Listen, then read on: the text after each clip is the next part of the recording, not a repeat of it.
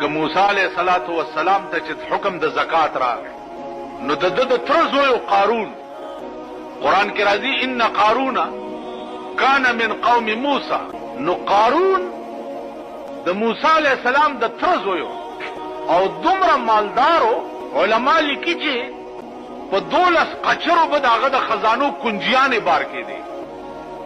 نو موسی علیه السلام چې ورته ووایي چې زکات ورکه څومره ورکه دومره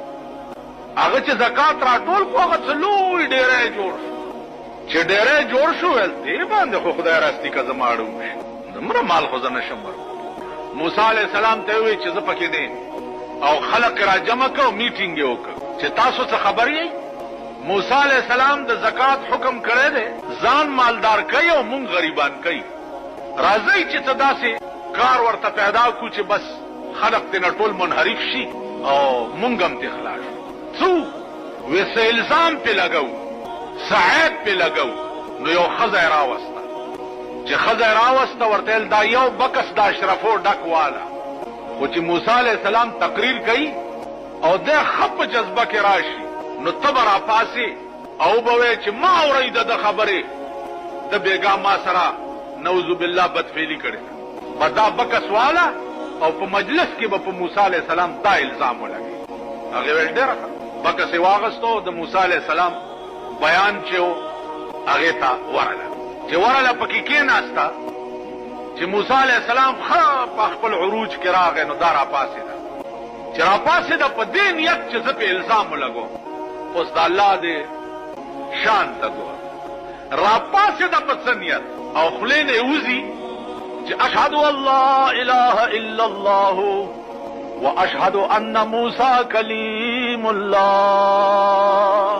اے قوم واورئ اشهد ان لا اله الا الله واشهد ان موسی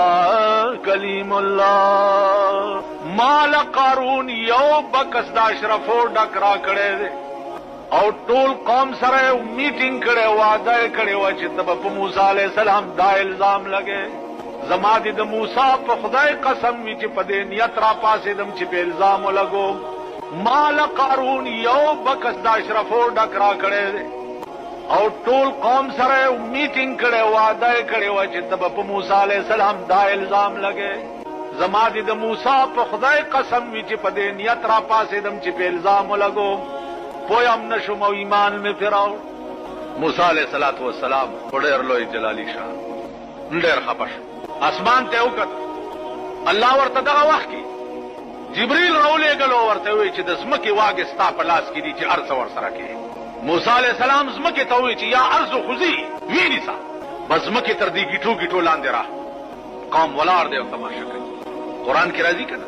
وإذ نجیناکم من آل فرعون يسومونكم سوء العذاب يذبحون أبناءكم ويستحيون نساءكم وفي ذلكم بلاء من ربكم عظيم وإذ فرقنا بكم البحر